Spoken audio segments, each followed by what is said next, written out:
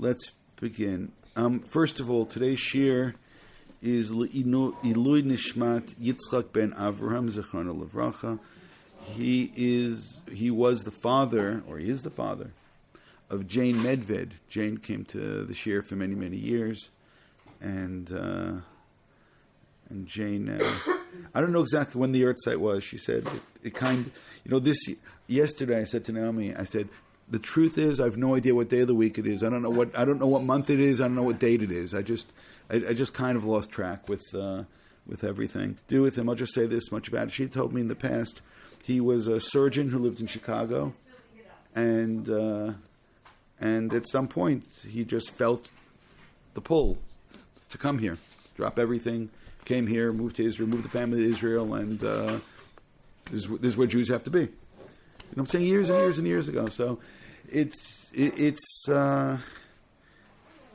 that's our story. What can we say? So let's begin. Let's begin at the end. The very end ends off with Eila hamitzvot asher tziva Hashem et Moshe b'nei Yisrael b'Har Sinai. That's the end of Perek of Zion.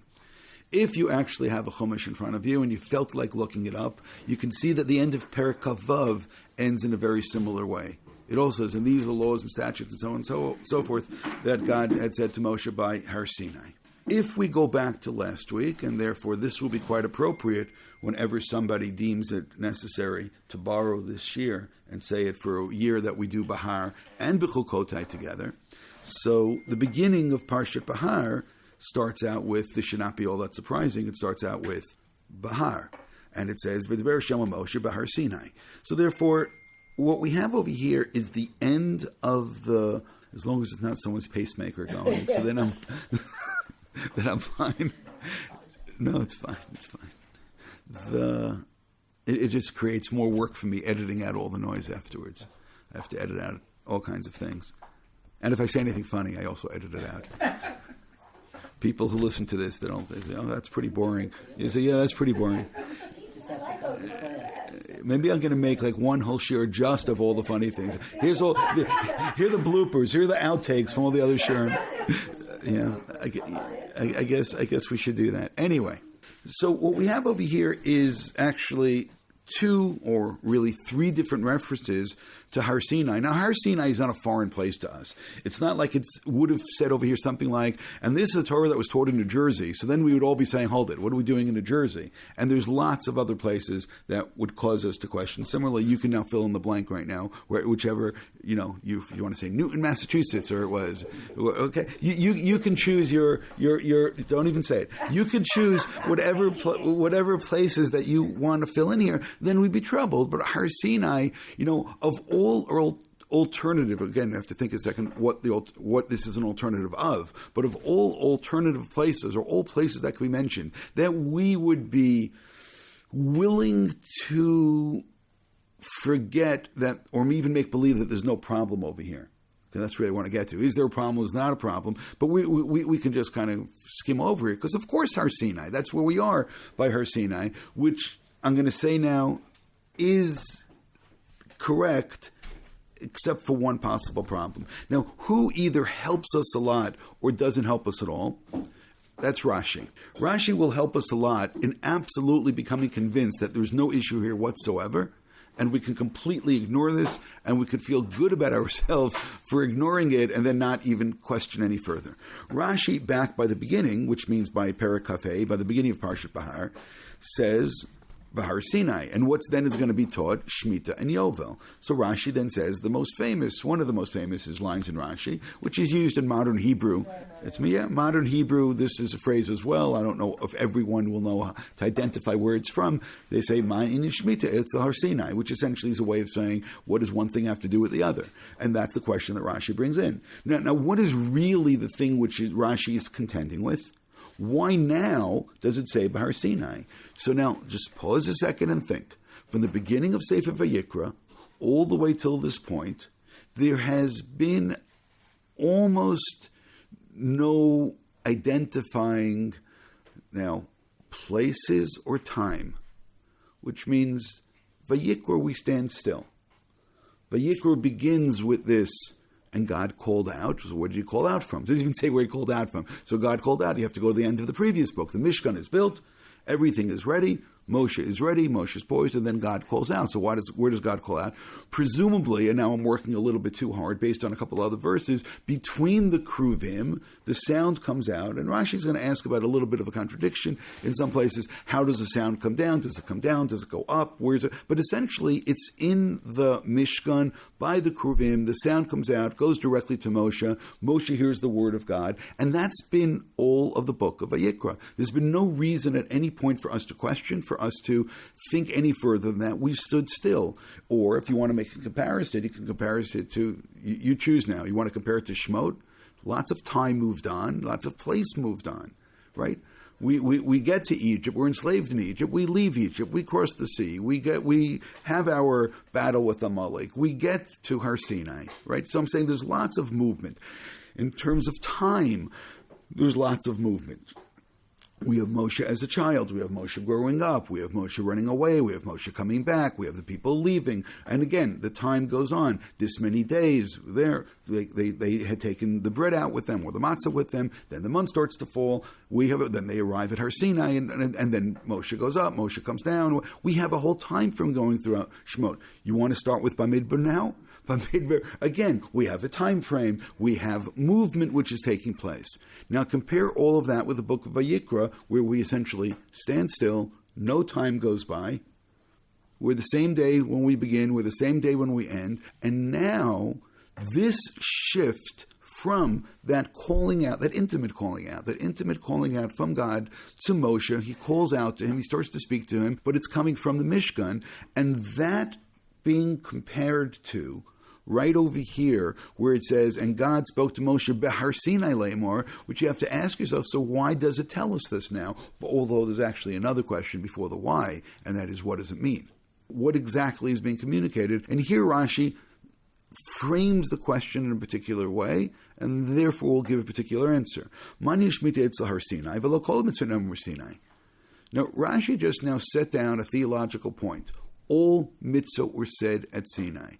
Now that is itself really interesting and probably debatable. Because what happens, for example, you want to pick one, let's pick up issues of inheritance that Benot Salavchad are going to ask later on, and then Moshe is going to then turn to God, and God is going to say that, no, they're right. So was that said at Sinai? Again, I want to be very technical now. They're no longer at Sinai, and God communicates that. So again, you could say that was said at Sinai and Moshe forgot. The problem is that the problem is we have new mitzvot being introduced in Bamidbar, and I'll tell you a secret, we have new mitzvot being introduced in Devarim as well. So therefore, are we really then forced to say, no, every single one of the 613 mitzvot were said at Sinai? I want to make this easier for you, so therefore you won't insist that my wine be yain mavushal before you'll drink from it. There's two separate points which are very easily confused. One is Torah Sinai, right? Torah coming from Sinai.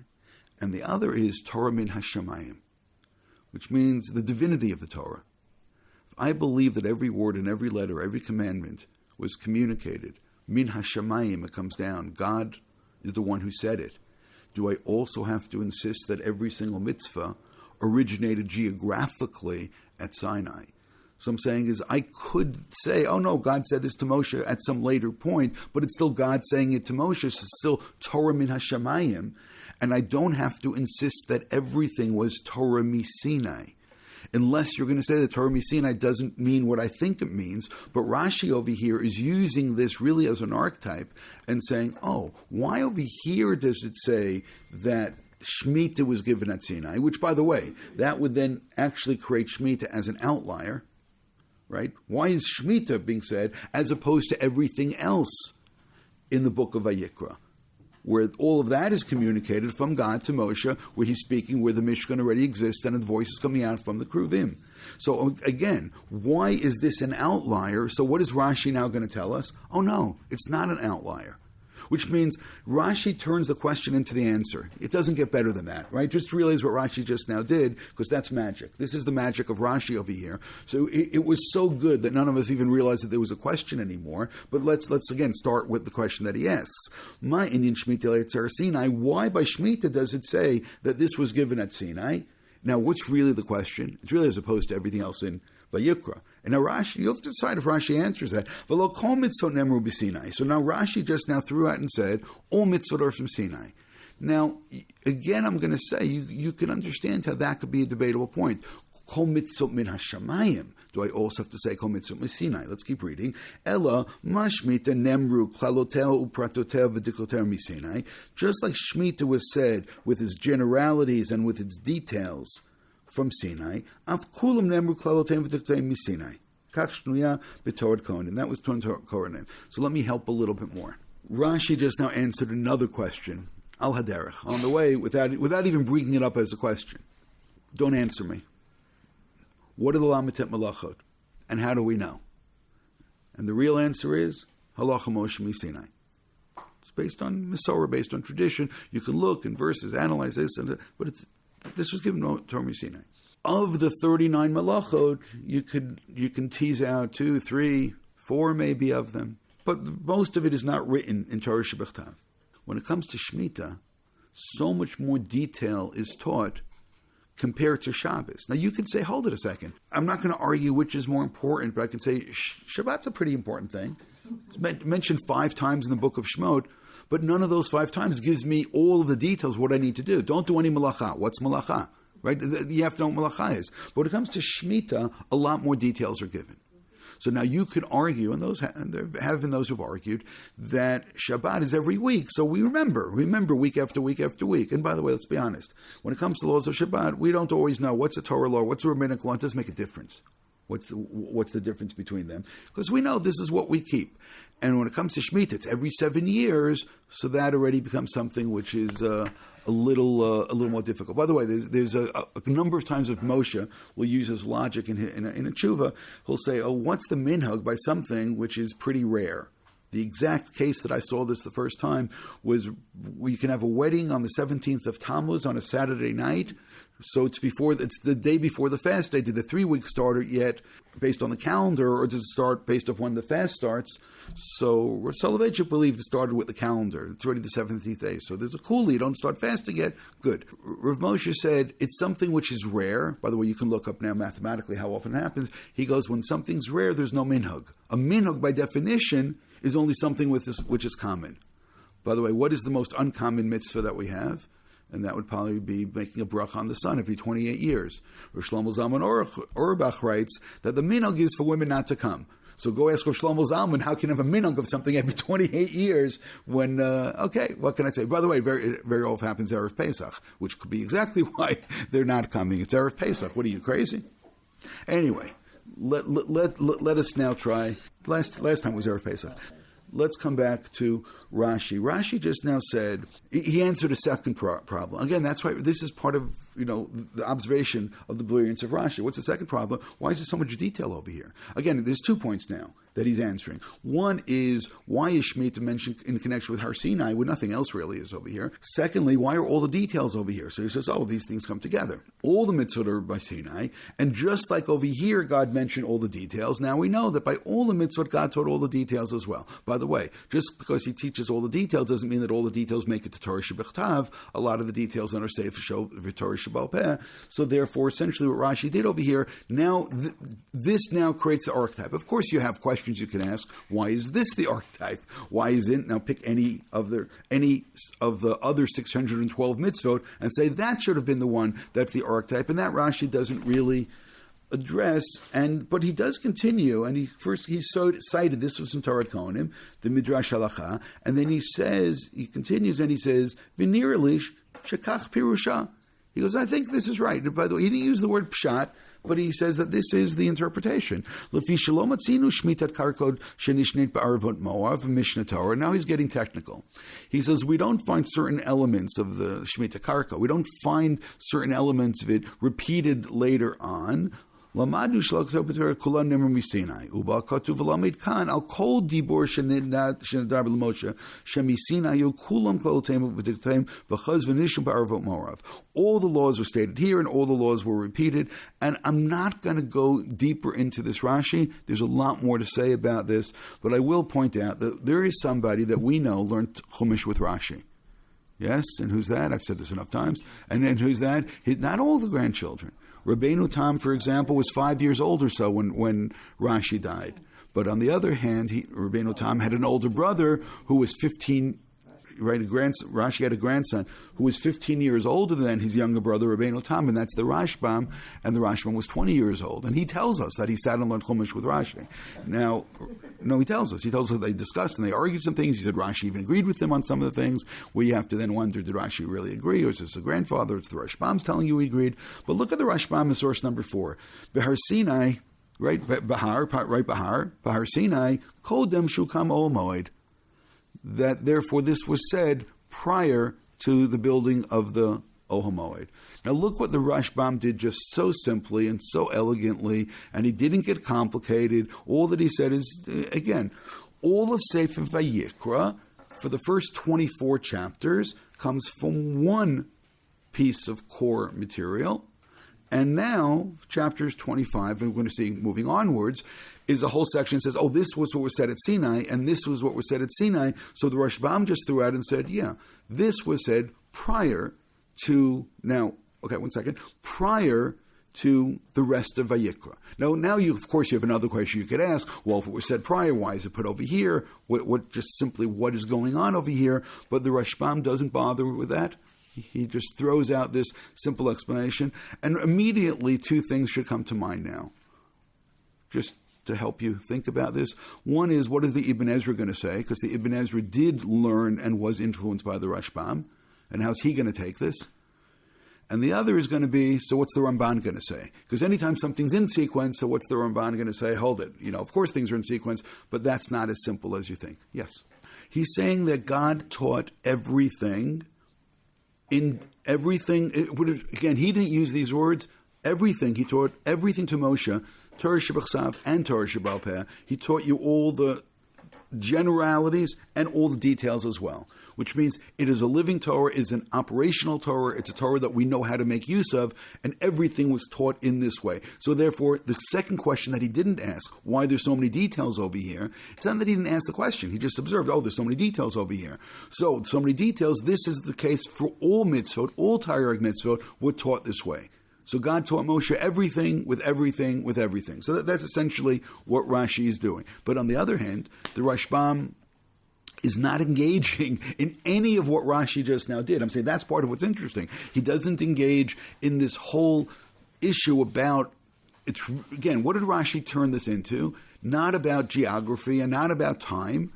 Rather, he taught this into essence of Torah and how Torah is given and how Torah was taught and how we possess Torah min hashamayim, or Torah misinai, if you will.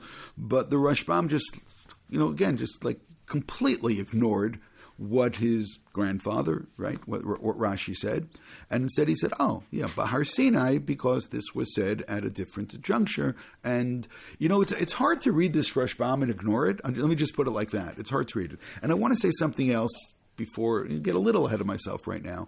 I said something before because we're already going to be intrigued what the Ramban's going to do with this. Now, don't get confused. Yes, I know as well as you do that the Ramban, that the Ibn Ezra has no problem saying all the time, ein mukdam u'muchar, this was said before, this was said after, and moving things around. And by the way, as Rashi does as well. Rashi would have no problem saying what the Rashbam said. The Ramban is the one who generally insists that you heard that word, generally? Who generally insists that things are written in the proper sequence. But that's only when there's no other reason in the text to say it. Which means if there's a reason in the text to say, this is at a different time, then the Ramban can go there as well. Which means the Ramban doesn't believe that essentially, you're playing cards. I hate to do this, I'm sorry. It's essentially you got an ace. You always got the ace you could pull out. Ein mukdam u'muchar, and that's so. Rashi pulls out that ace, right? Ibn Ezra pulls out that ace. The Rashbam pulls out that ace.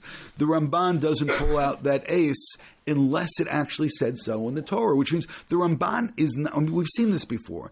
There are cases where the Ramban is going to say, "Oh yeah, this was not presented in the proper sequence because there's reason the Torah to believe it." So over here, the Ramban could also actually say, "Oh, look, it says Bahar Sinai, so therefore this is said at a different juncture." He can do that. Now it gets more interesting. What do they all do? So of course, let's go back to the Ibn Ezra first. In source number 5, Bahar Sinai, while the Rashbam only said Kodem Shukol HaMoed, this is before, Ibn Ezra pulls it out completely and tells you exactly what it is. The Hebrew term is Hukara Yeled B'Shem, right? He calls him by the name and he says, Ein Mukt Bahar Sinai, Ein Mukdamu Muchar b'Torah. The Torah does not follow necessarily absolute chronological integrity, right? V'zu Parsha Kodem Vayikra. And this section all comes before Vayikra. And by the way, once you say that, and you can say that, but once you say that, you have to do something else. And what's that? Explain why. If something's not in the proper sequence, so why is it not in the right sequence? The Kol Parshiot Shehem Acharav, which means Vayikra, which means when he says Vayikra, it's all of the book of Vayikra, right? Ki hadibur Bahar Sinai vata karat habrit haktuva b'Parshat ve'ela mishpatim. Because now the covenant is being established, that covenant which was made in Parshat Mishpatim. V'hizkira b'makom hazeh lechaber t'nai haaretz. And it's mentioned over here in order to connect with the rules of engagement, the rules of entering into the land. V'ka'asher amar ala arayot. Similarly to what it said about the Aretz, Ki ba'avaram takia aretzotam. Because if you break those laws, the land will vomit you out. Kain amar beParshat im Bechukotai al shvitut haaretz. V'izkir b'tchila Parshat HaShabbatot. So let me explain what he just now said. He's saying that there's actually a thematic reason for mixing things up. Because one of the things that we came across in, let's call this now Vayikra proper, as opposed to Vayikra add-on. The Vayikra add-on now is the Bahar part of Vayikra, but the Vayikra proper went into, this is already by Achremot, it already told us the Parsha of the Arayot. It talked about the illicit sexual relations, which will cause, it says, don't practice the practices of Egypt, don't practice the practices of the Canaanites, because the Canaanites and those who were here are being kicked out because they did these things. The land won't tolerate this. The land will vomit out people who behave in this particular way. So now, as the book is going to come to an end, it says, let's bring in this whole other section now, which deals with the rules of engagement, rules of being in Israel, which are going to be Shemitah and Bechukotai, which is also interesting, because essentially what he just now did is he said that Bahar and Bechukotai are actually not just a nice double Parsha, but not this year. It's not just a nice double Parsha, they're two sides of the same coin. Here are all the rules that you need to follow in the land, and here are the consequences if you don't follow these rules. So essentially, what did the Ibn Ezra just now say? That we're throwing consequences of being kicked out of the land together, and therefore, Arai already mentioned, so now let's throw in the other reason that you kicked out. But all of this actually is the depth of what was articulated, again, slightly, because we didn't see it enough, we didn't understand enough, all the way back in Parshat Mishpatim. So what is he referring to when he talks about Parshat Mishpatim? So very conveniently, we have in source number 6, Vayavo Moshe v'yisaper la'am et kol divrei Hashem v'et kol ha'mishpatim. Now, again, recognize something. Chapter 19 was preparation for Har Sinai. Chapter 20 was a Aseret HaDibrot. The end of chapter 20, the people said, no, we can't take this anymore. You, Moshe, you talk to God, and then you talk to us. Then chapters 21, 22, 23 are the Mishpatim themselves. And then chapter 24, we come back to a Matan Torah, Har Sinai kind of discussion. And that whole sequence, how do things work out, is something which the other commentaries do talk about in depth, including Rashi, who essentially says chapters 19 to 24 happen the same period of time that those need to be overlaid. So leave that for a moment. Over here it says, Vayavo Moshe v'yisaper la'am et kol divrei Hashem et kol ha'mishpatim. Which mishpatim? Well, apparently the ones that were said in the last 3 chapters. That's the easiest interpretation, which is what the Ramban says. Vayan kol ha'am kol achad v'yom kol dvrim asher diber Hashem na'aseh. Yeah, okay, whatever God said, na'aseh. So they're saying we will do what they already heard. Vayichtov Moshe et kol divrei Hashem. Now that there is room for a question there. What is the Divrei Hashem that Moshe just now wrote? Vayishkem baboki v'en mizbeach tachat ahar u'shnei aseh matzeva l'shnei asar shivtei Yisrael, and various altars are built. V'yishlach na'arei b'nei Yisrael v'yilu alot, offerings are brought. V'yizbachu zvachim shlamim la'Hashem parim. So all these offerings are brought. By the way, remember, it said, and you will, when Moshe, God said to Moshe, that they will know when they serve God on this mountain. Serving God apparently is avodah. Avodah is korbanot. This may be the fulfillment of the serving God on the mountain. And that's the way that a number of the Mefarshim will understand. Then something else in Pasuk Vav. V'yikach Moshe chatzi adam v'yasim ba'aganot v'chatzi adam zarak ala mizbeach. V'yikach sefer habrit. Now, there's 2 things about this. One is, what is it? And 2, why is it called sefer habrit? The word brit means covenant. So guess what? There's a covenant taking place over here. Next question is, what exactly is a covenant?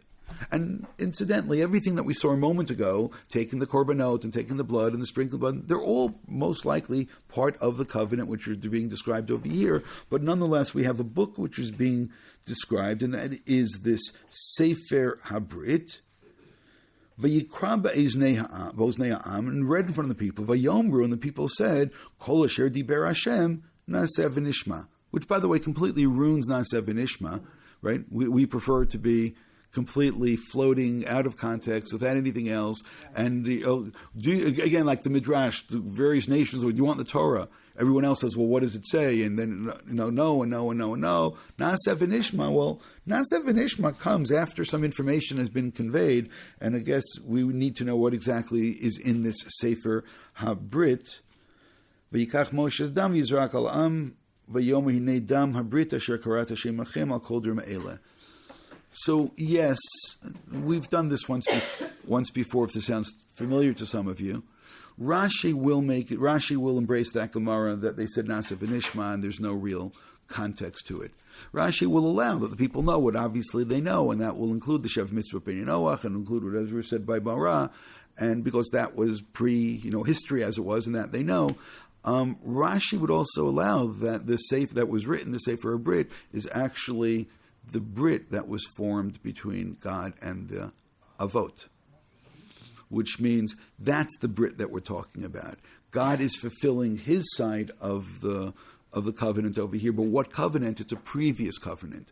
On the other hand, the Ramban is going to say, well, there's a conversion taking place. This is Giyur. This is conversion. For conversion, you need there to be Kabbalat mitzvot, acceptance of mitzvot. So, by the way, you don't need to know Kol HaTorah Kula, right? You don't have to learn all of Torah, all of the Sefer Chinuch, all of Shas, all of the Rambam, all of the Shulchan Aruch, in order to be able to accept the mitzvot. You can say, here's the point, you can say, well, I'll accept those 7, but I don't like those 4. You can't say, I reject any mitzvot, but you don't have to, you would teach somebody who wants to convert generalities, specific things, but not everything. The Ramban is going to say, so what did they accept? Well, they heard, now the Ramban, everything's in sequence. So they heard chapter 20, what's that? They heard the Aseret HaDibrot.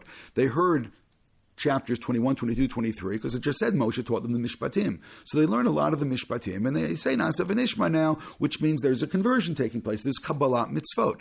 So while Rashi is a bit more romantic, perhaps, and therefore they just Na'aseh v'nishma, they haven't really heard anything, the Ramban said, no, everything's in sequence, and therefore they heard everything. But there's still another interpretation that we need to get to.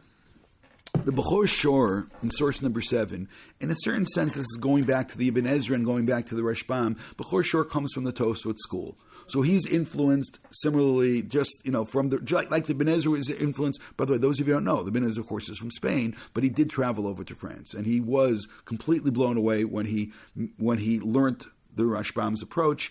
And Ibn Ezra himself wrote at least 2 different versions of his commentaries, and you can find them. There was one that he wrote in Spain and one that he then rewrote afterwards. And there's even a third commentary of the Ibn Ezra that was written by a student after he got to England. And the most notable thing about him being in England was that he talks about Makat Choshech and the London fog. And he said, never understood this before till he saw the London fog. Anyway, but Choshech writes Bahar Sinai. Now again, he's back in the beginning of Parshat Bahar. Kol Parshat Kulam Shamala Mirosha Sefer Adkan Nemer Ba'ol Moed, which really is a lot like what the Ibn Ezra said as well. V'kula Shaychu Ba'ol Moed HaKorbanot HaTa'arot VaTmeot Shetzrichim Lizor. And so he's just going a little more specific. All the Sefer Vayikra really was Ol HaMoed oriented, right? And so on and so forth. Aval elu shnei parshiot Bahar Sinai ve'im Bechukotai lo shaychi kol kach la'ol hamoed v'lo l'kohen v'nemru Bahar Sinai. The last two parshiot, the topics over here have changed. By the way, has it really changed? The way that we've articulated this in the last couple of weeks has been, we've moved from a micro place of Kedusha, the Mishkan, to a macro place of Kedusha, Eretz Yisrael. Which means that's really the surprising end. If Vayikra has a surprising end, that's the surprising end. It's not just that we're going to enter the land of Israel and there's one little place that we need to be holy in that little place. No. This whole country needs to be holy. And as we were moving really from the middle of Vayikra, we learned about all the laws of kosher, and we learned about the laws of, I'll put it this way, the laws of the kitchens and the laws of the bedrooms, right? There's Kedusha in those places as well. So as much as maybe we would be very tempted to say, no, you just need to have holiness in the shuls, let all the holiness stay over there, or even better, not all the shuls, one place, one mishkan, that's what we need for holiness. Part of the development of Vayikra was, no, holiness needs to take place in lots and lots of places and ultimately will permeate our lives. But there's more than that. The land of Israel is a place of holiness, and therefore that's where the book moved towards. And if you're really paying attention now to the Bechor Shor, he is identifying that. The Chizkuni similarly is going to say Bahar Sinai, Kol Makom Shenemar Bahar Sinai, Bo Bahar Nemar Kodem Ridito B'Tishrei.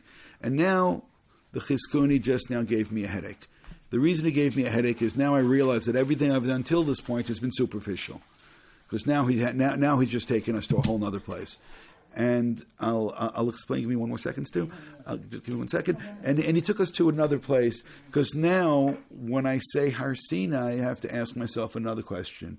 Does Har Sinai mean when they arrived at the mountain? I mean, that was all the way back by Rosh Chodesh. Does it mean, is it the first of the month, the second of the month, the sixth of the month?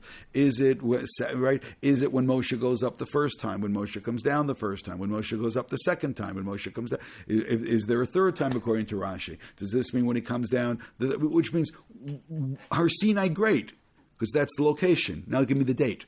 Which means, when does this happen? So, I'm going to say it again. Now look what the Chizkuni says. Whenever it says Har Sinai, Bo Bahar Nemar, Kodem Ridito B'Tishrei. It's before Moshe came down with the second Luchot on Yom Kippur. V'gam Parshazu Nema Mimachrat Matan Aseret HaDibrot. And this was given after the Aseret HaDibrot were given. I'm just going to say is that now you realize that there's so much more that we need to be thinking about, and I'm not explaining this as much as we should. Why they were near mishum de'it bo mitzvah shmita v'yovo t'shaychi bo konim. So he essentially goes in the opposite direction and says no, because the laws of shmita and yovo actually are also connected to kohanim. So even though they're said before, they're put here because the kohanim are involved in this part as well. And there's a lot more to say here, including he quotes the Rashi, and everything will be more complicated. So, first of all, it's a very good question. Secondly, you're getting ready for Shavuos, I see, right? If you're going to start asking Shavuos questions, she has to start getting the cheesecake ready. This goes together. Just make it stronger. Not only is the place not mentioned, also the date isn't mentioned. We do math and calculations, and we're all convinced it's on that. But I'm saying it seems to be that Torah is transcendent. Torah is not limited to one place. And now you can go back and talk about the Beit HaMikdash versus all of Eretz Yisrael. You would be too tempted to say, it's such a holy place. No. Every place becomes holy afterwards. The Midrashic way of saying it, there's one great Midrash that says that the holiness of Sinai was actually, God took a little piece of Har HaMoriah, ripped off a little piece like when you would separate challah min ha'isa, separate challah from dough, and he took that spiritual DNA of Har HaMoriah, where the Beit HaMikdash is, and he puts it over there. And by the way, this then goes to the whole mystical interpretation of the Ramban of Sefer Shemot, and that is that the holiness of Sinai then gets moved to the Mishkan, and then it marches to Israel, and eventually returned to its proper place, which will be by the Beit HaMikdash. Yeah. So I have a question that hit me, that all those sins of sexual sins that we read about in Vayikra, is it only for Israel, or is it? Some people apparently think so. Anyway. Sinai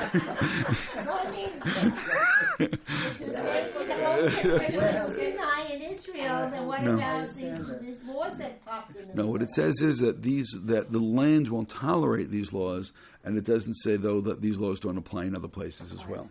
So now that you got them all worked up.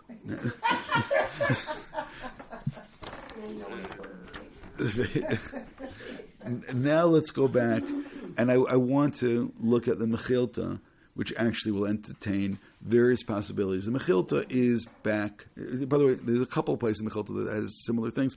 This Mechilta is all the way back in Shemot, Parshat Yitro, but it's on the verse that we just now mentioned, which is in Mishpatim, where Moshe takes the Sefer HaBrit and he reads it. And by the way, again, what's the response to the Sefer HaBrit? Nasa v'nishma. So, v'yikach Sefer HaBrit v'yikor b'znei am. Avalo shamanu mehechan korah b'zneiim. But we're not told what exactly they read. Like from where? Mehechan. From where they're reading. Meaning, what is the content? Why is the content important? What did they say Nasa v'nishma about? Rabbi Yossi, Rabbi Yehuda Omer, mitchilat b'reishit v'ad Kahn. So he says, essentially, that everything till this point, and I want to go back to Bereshit, because that would explain, and I said this in passing, that's why it would be Sefer HaBrit, which means the foundation of the Brit is going to be the Avot, and therefore the Sefer HaBrit gives context. Why has God chosen us of all people? Because we're descendants of Avraham, Yitzchak, and Yaakov, which means that's the context over here. That is the Brit. Then therefore this is the Sefer HaBrit. So opinion number one is Sefer HaBrit is essentially Bereshit, but it's not just Bereshit, it's the two sides of the Brit Bein HaPtarim. Right, one side of it is written there back in Bereshit, and the other side is that we were slaves and we came out, and therefore we now have context exactly where we are up to and why we're here and why we're standing at Sinai. So that's number one. Rebbe Omer, this is Rabbi Yehuda Nasi. Rebbe Omer, mitzvot shenitztava Adam Arishon, umitzvot shenitztavu b'nei Noach, umitzvot shenitztavu b'Mitzrayim, uvamora, ushar kol mitzvot kulan. Now, if I had to, put this into a box to explain this sounds a lot more like the Ramban. Again, the first opinion, Rabbi Yossi, Rabbi Yehuda, was one of narrative. What's the narrative? The narrative, the covenant was drawn. This is about all the commandments which God gave, so this is Kabbalah Mitzvot. So therefore, when the Ramban will then express that there is essentially a conversion which is taking place for the Jewish people, and therefore necessitates Kabbalah Mitzvot. So now you realize that really goes back to this opinion in the Mechilta, and that's why he's focusing on all the Mitzvot along the way. Again, you don't need to accept all Torah Mitzvot, but when he says V'shar kol Mitzvot kulan, I'm not sure how technical he's being. I would understand this as being that all the other Mitzvot that were said till this point. Because why? Part of it is because of the next opinion, which is going to come up, and that's Rabbi Yishmael. Right now, but Sinai. By Sinai. When we say Nasa v'nishma, that's Kabbalah Mitzvot. Again, see, that's the problem. When Nasa v'nishma just is standing by itself, then what exactly does that mean? You could argue it's Kabbalah Mitzvot. But if you actually heard the Mitzvot and said Nasa v'nishma, meaning when you say Na'aseh, we will do, what are you doing? Right? So you say, that's dependent on the Nishma. It's not as simple. Third opinion is Rabbi Yishmael. And now, 45 minutes into the class, we're finally going to figure out what was happening. Rabbi Yishmael Omer, B'tchilata inyan mahu Omer, what does it say in the beginning? This is a very funny beginning. V'shavta aretz Shabbat Lashem. What beginning? What's he talking about? The beginning of Parshat Behar. right? That is the beginning of Bahar. That's where it said Bahar Sinai. Sheishanim tizra sadchan chole shmitim v'yovelot brachot uklalot. Besofa Indian mahu omer elach ukim mishpatim v'atarot. Amru mikablim anu aleinu kevan shurah shekiblu aleim natal hadam v'zarak ala'am. They said, no, we accept this. I'm going to explain, don't worry. Once they accepted, then Moshe poured the blood. Amr lahem hareyatem kshurim anuvim tfusim, meaning this is done, this is done, this is done, but stronger language. You're tied together. This is bound together. You're that's it. You're stuck in this. Machar bo v'kablu alechem mitzvot kulam. And then tomorrow you're going to go and accept everything else. But what is it that according to Yishmael they just now accepted? Now, no, much better than Shemitah. Yes, Shemitah. Brachot v'klalot, which means in Bechukotai, there was this whole list of things. If you don't follow the mitzvot, this will happen, and this will happen, and this will happen, and this will happen, which means he's saying is that it's not just, oh yes, we're going to celebrate, now fill in the blank of the nice mitzvah. What are the consequences? Which means, what are the consequences of not keeping it? Which means, what exactly is a real contract? You go and you rent you still renting? You go and you rent a place. What does it say in the contract? Okay, you have certain rights, but if you do this, this, and this, and this, you lose your rights and you move to Ramat Beit Shemesh. Right? That's yes. It's like one step, like on the way to exile. No, you tell the kids. We're moving in. That's it. We're coming. This is not about you. Let's come back over here. I feel your pain. So no, but the point is that what Rabbi Yishmael is saying is that they accepted the rules of the covenant, which means if you keep this, this happens, but if you don't keep it, this happens, which means this keeping the covenant or this breaking the covenant. These are the rules of engagement, which means according to him, the Sefer HaBrit, what is the content of the Sefer HaBrit? It's the brachot and the klal. It's Parshat Bechukotai. It means, do you accept upon yourself that if you don't keep these things, this and this and this and this and this will happen?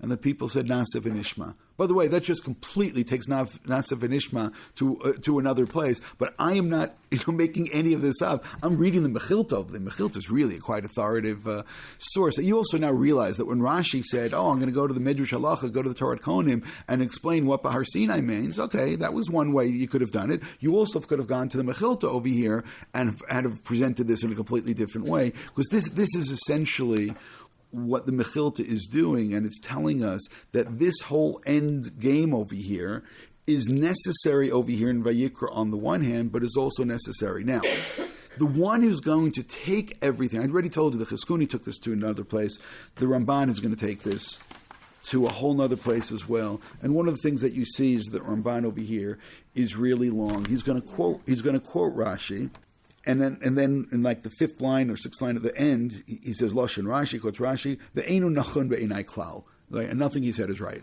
Just erase that. And he's going to argue, because again, Rashi took everything to a different place, and the whole discussion of Shemitah and mitzvot in general. And the two lines on the bottom, he says, "V'inyan Parsha zot shenichtav b'kan Omer Rabbi Avraham." Now he's moving instead to the Ibn Ezra. Now the Ibn Ezra is going to tell us that things are not in proper sequence. Will the Ramban accept that or not accept that? And I told you he could. Kizota brit aktuva b'parsha ve'il mishpatim v'kishkiblu anafsham nasev nishma az nichata brit v'amar lem kol ha-parsha hazot. Now you realize that he's understanding, he's understanding the Ibn Ezra like Rabbi Yishmael. He's understanding that's what he, meaning once you're taking it back and putting it there, meaning the Sefer HaBrit is Bechukotai, now you realize that's Rabbi Yishmael's opinion. So, and by the way, that's fine, that works. His kira b'mokom hazeh lechaber t'nai haaretz, and it's mentioned over here because these are the rules of engagement, the rules of living in Israel. But then, another third line, he writes, "Ulefi dati ki nichtava kan b'sedr nachon." And the Ramban, again, not a shock. He says, no, I think everything's written in the right chronology, and this is really the right place. Ki perish Bahar Sinai, ba'aluto shem lekabel luchot shniyot. Ba'aluto shem lekabel luchot shniyot. Ubir Inyan, he says, let me explain. And now he's going to get into what I already pointed out, that the Chizkuni took us to, and that is this issue that Moshe goes up more than once. Does Bahar Sinai mean before Moshe goes up? A voice comes from Sinai. Does it mean when Moshe goes up on the mountain the first time? Does it mean he goes up the second time? By the way, what's the big difference between the first time and the second time? Well, wow, that's great how you skipped that. That's fascinating. Straight to forgiveness. There was something they needed to be forgiven for. Oh yeah. Oh, no. That's important. No. That's important. Listen. You know I'm a ventriloquist. Ultimately, I have to get you to say the right things here. They broke the brit. They broke the covenant, which means now what exactly is the implications of breaking the covenant? Could God now say at this point, listen, I kept my side, you broke your side, sheyeh b'hatzlacha, right? And that's it. Right. Sheyeh b'hatzlacha. Meaning. So again, he's in the middle. Like, don't worry, we didn't finish yet. He's just raising now the issue that when it says Bahar Sinai, what does it mean Bahar Sinai? So we've already seen the Chizkuni start to go in this direction, and he's saying, no, I think everything's right, but you have to keep some things in mind. One of the things you need to keep in mind is that they broke the covenant already, which means when we say habrit, the covenant, which covenant are we talking about? Are we talking about the covenant with the Avot? Are we talking about the covenant that the Am made before the Chet Egel? Are we talking about perhaps some kind of a new covenant which is made after the Chet Egel? I'm just pointing out that everything got a little more complicated. And you were correct to say, oh, they were forgiven. No, before they're forgiven, they sinned. And that's exactly the point. They sinned and they broke the covenant. So now we're talking about a covenant. So now everything just got a little bit more complicated. Now that's really what the Ramban is going to get into over here, is saying is how do you now create a covenant after a covenant has been broken? It's both. No, Har Sinai is certainly a place, but I know it's a place, but it wasn't a place. but it's also the question of timing comes in over here. Listen, all of you could you could try. So now the question is going to be what happens to this brit after God is claiming they broke it. Okay. You can lawyer for OUisrael, but God is claiming they broke it. And I'm going to say it again. The Ramban is looking at this section over here by saying, yeah, we're at the end of Vayikra, but we had a real interesting ride to get here. And let's not forget the various things that are taking place, because everything has to be taken into consideration over here. And that's really why the Ramban is so long, because there's lots of twists and turns, unfortunately, that took place. So maybe some of them are fortunately, because even after we took a really bad turn, we were able to somehow get back on the road. So let's try to read a little bit more and see how far we can get. I am in the third line. I'm in the fourth line of the Ramban on page 3. Ubir Inyan. He goes, let's explain. He just gave us a time. In the beginning of the 40 days, Moshe wrote B'Sefer HaBrit. Again, for the Ramban, everything's in the right sequence. So he's even saying that this is the beginning of those 40 days. Et kol divrei Hashem, et kol mishpatim hane'emurim sham, because they were already said, because again, everything's in sequence. Chapter 24 happens after 21, 22, and 23, and after chapter 20. And v'yizrok dama brit al am ukeshechat'u be'egel, v'nishtabru haluchot ki ilu nitbat la habrit hahi eitzel HaKadosh Baruch Hu. Okay, so that's exactly what I said before. That's what the Ramban now is claiming. That as soon as they sin with the Egel, from God's perspective, the Dibrot were broken, right? The first and the second Dibrot were broken, and that right, I'm God took out of Egypt and don't have any other images, and they broke both. Ukeshenitratza Kadosh Baruch Hu l'Moshe b'luchot shniot tzivo b'brit chadasha. I know some people don't like that term. Brit Chadasha, but he's saying is that now there was a necessity to create a new covenant. Why? Because the first one was again, a contract is broken. Let's make a new contract which is going to cover all of whatever has happened. And that's why it says in Perek Lamed Daled, which is right after the Chet Egel, Hinei Nochi Koreit Brit.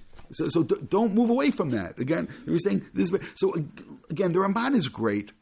The Ramban is always great, but the Ramban is great because the Ramban has everything open in front of him. I'm not comparing him with anyone else. I'm just saying the Ramban is exceptional because he does have all the pieces in his mind all the time, and he doesn't miss anything. And over here, he's saying, "Oh, just take a look," because the word brit, and that becomes much more convincing. Let's continue. V'chzir sham hamitzvot hachamorot shenemar b'seid ve'elu mishpatim b'brit harishon v'amar katav lecha et adrim ha'ela ki al pi adrim ha'ela karati itcha brit ve'et Yisrael. And God wanted to be more severe here. Which means once he broke the first one, now we're going to put in all kinds of really good legal language of consequences of breaking it the second time. And then therefore it continues, which means your obligations include everything that was said before. So therefore it's on top of the previous brit. It's called Hashem, it's called Mishpatim. Kahn, which means everything from before is still upon you, even though you broke it previously. Who romeis al kol mitzvah mishpatim shenamru b'brit harishona b'seid ve'elu mishpatim shayu kulam b'brit hazot. Which means he's saying no, that things are more complicated because there was a first brit and now there's a second brit, and the second brit includes the first brit. And I'm going to say it again. You realize now that the Ramban is sticking to his guns, that everything's in sequence. He doesn't see over here a specific reason that he has to deviate from that. I'm saying again, he could do it in this case if he needed to.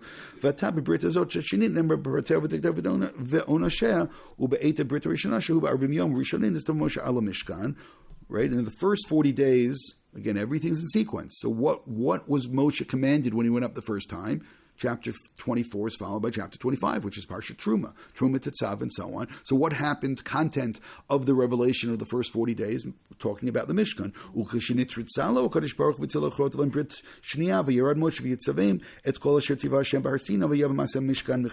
And when Moshe comes down, and that's going to now be by chapter 35, Moshe 34, Moshe is going to come down, and then he's going to tell them to go and build the Mishkan, which means that's really what was communicated the first time. When Moshe comes down the second time, he's going to command them that which was told to him when he went up the first time, because again, everything is included, even though there was a need for a new contract or a new agreement or a new brit, but all the obligations are still there and everything remains the same. And we're skipping a little, and that's when they start to build the Mishkan. And Vakasher Hishlim, by the next paragraph, Amar Lehem Od Tziva Oti Hashem Bahar Sinai Lefaresh Lachem Hashmita Vayovel, and he comes and he said, and now he says to them, now this is what God said to me then, right? This is what God said to me, which means Ramban is saying another thing. Don't get confused in sequence of the Torah, because we had a problem. Just to be clear about this. God talks about building the Mishkan 40 days and 40 nights when Moshe goes up the first time, at least according to the Ramban. According to Rashi, he taught him Mishpatim because nothing's in the right sequence. So he teaches him about the Mishkan. Moshe comes down. Does he tell him about the Mishkan then? No. What's he doing right then? He's trying to get forgiveness for the golden calf, so there's no time to talk about it. So when does he talk about it? He talks about it when he comes down the second time. So now, again, all obligations, all commandments, they're still in play. There needs to be this new agreement, but he says, Shmit and Yovel, that God had said to me previously, up on the mountain. So therefore, it's not that things are not in their proper sequence. It's a question of God speaking to Moshe, and then Moshe speaking to the people. So there's essentially a two-part process taking place over here. Just one second. Okay,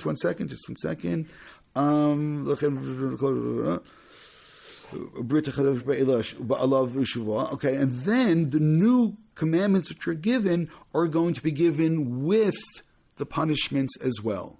And therefore that's now, which means all of this is at this point, so therefore the curses of Bechukotai are on what was previously said by Parshat Bahar, where there was no opportunity to say it beforehand, so he's not cutting up, he's trying really just to show you how everything flows properly. I just want to add a couple of more things here. And he says, there was no necessity now to do the whole thing again with the Mizbeach and the blood.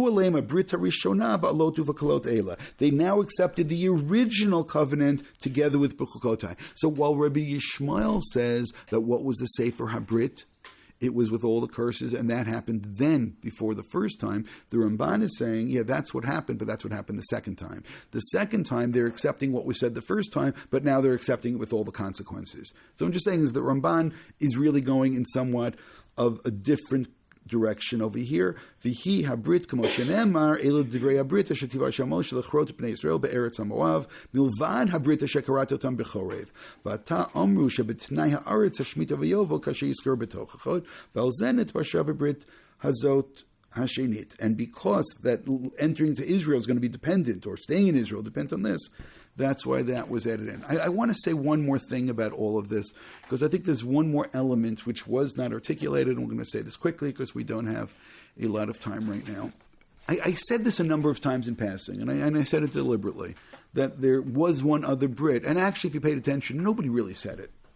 And that was, there was one other possibility for Brit, and that is the Avot. And I teased that into that approach that said, oh, they read, all of Sefer Bereshit. I said, yeah, it's the covenant. No, he didn't say that. As I said, I was somewhat helping along the way.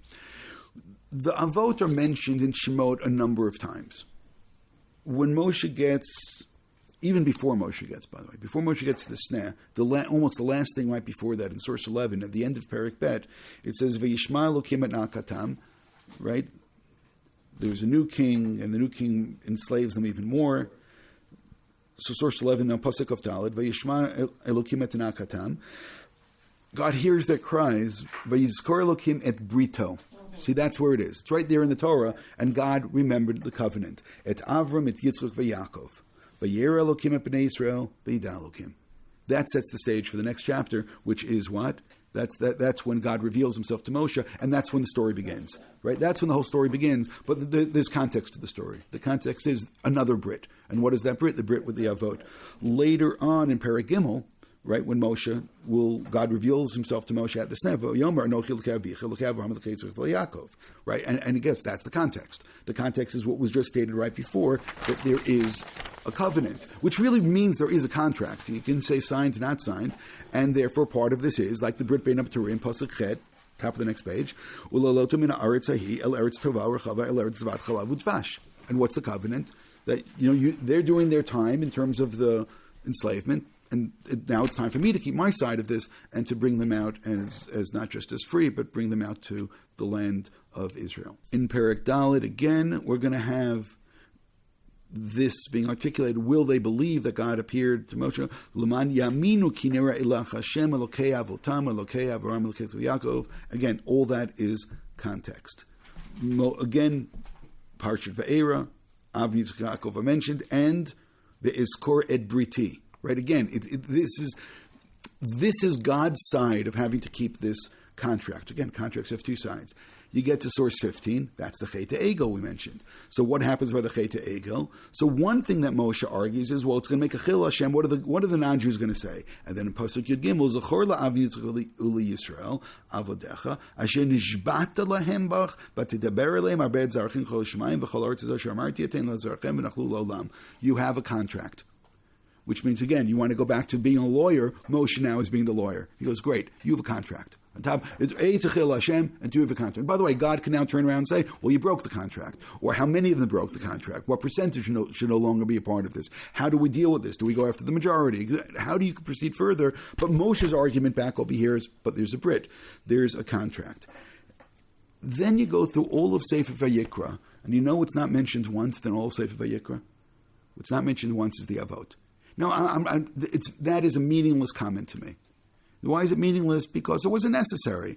I'm not going to go and get a new career as a biblical critic and say, well, the author of Vayikra, if you want, was not familiar, right, with the priestly code, was unaware of the patriarchs and so on. It's completely irrelevant to me because it just wasn't necessary along the way. There was no contact. But you get towards the end of Bechukotai, and we broke the contract. So now what happens when we broke our contract with God? We, Am Yisrael, broke our contract. What happens now? So it tells us exactly what happens now. And we're not going to read through the entire Tochacha because it's depressing. But you then get up to Pasuk Mem Aleph. Afani alechim Kerry, you treat me with indifference, I'm going to treat you with indifference. I'm going to take you to a land of their enemies. By land of their enemies means, and then you'll be a victim of anti-Semitism. And that's going to cause your hearts to break. Ha'oral, your uncircumcised hearts. Va'az yirtzu et avonam. And then something will somehow be fixed. V'zacharti et briti Yaakov, va'af et briti Yitzchak, va'af et briti Abraham iskar, va'aretz iskar. Because then God is saying, even if you break this completely, I still have a covenant with your ancestors. And therefore, at the end of the day, that original contract still stands. And even though you mess everything up, and then it continues. Now let's look at the very conclusion of this chapter. V'zacharti lem brit rishonim. I will remember that original contract. Shotzeti otam me'eretz Mitzrayim le'nei agoyim liot lahem le'elokim ani Hashem eila chukim v'mishpatim v'torot asher natan Hashem b'ni u'v'b'nei Yisrael b'har Sinai. Biyad Moshe. So as I said, there is this other part once you're talking about the Brit, and as I said, that has to be read, weaved into this as well.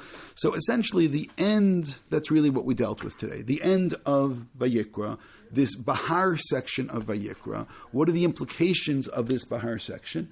Which means it's not a story unto itself, even though there's like these brackets over here from the beginning of Bahar to the end of Bechukotai. But now, how do I fit it in? So now you realize it's complicated, except for Rashi.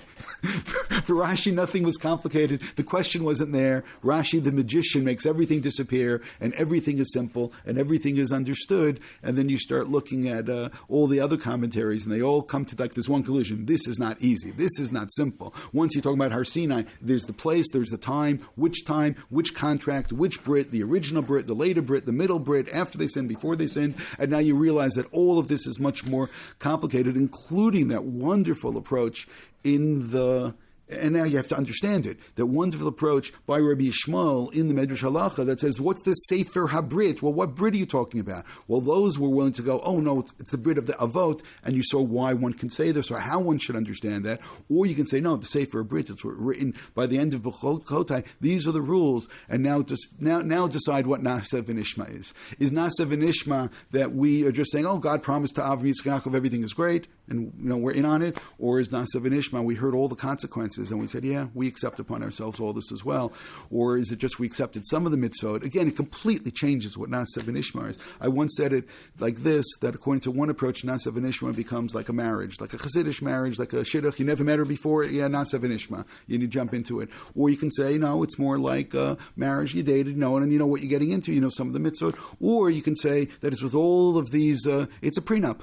It's a prenup. You don't live up to this. These are all the consequences of not living up to it. So now you can choose which one's more romantic. A prenup is also very romantic, and sometimes people don't understand that God, it's also romantic, and saying that if things don't work out, this will be the rules of disengagement. But it's not romantic when we're talking about disengagement with God. There we want to remain engaged.